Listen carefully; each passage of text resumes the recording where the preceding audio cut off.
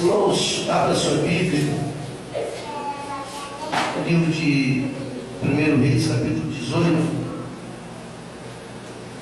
versículo 21.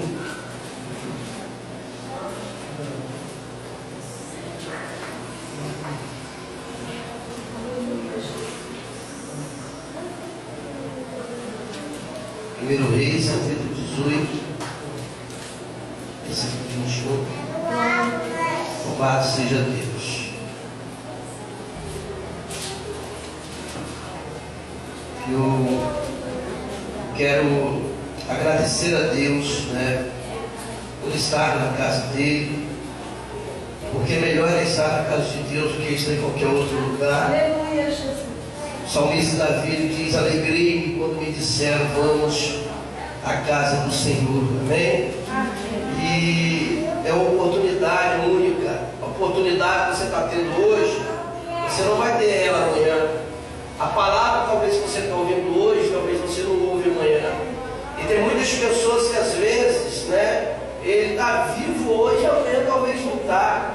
Então todas as oportunidades que Deus nos dá, nós temos que abraçar essas oportunidades. Amém? Amém. 1 Reis, capítulo 18, versículo 21. Então Elias se achegou a todo o povo e disse: até quando cocheareis entre dois pensamentos? Se o Senhor é Deus, segue-o; se Baal, segue-o. Porém, o povo lhe não respondeu nada. Pai, obrigado pela tua palavra.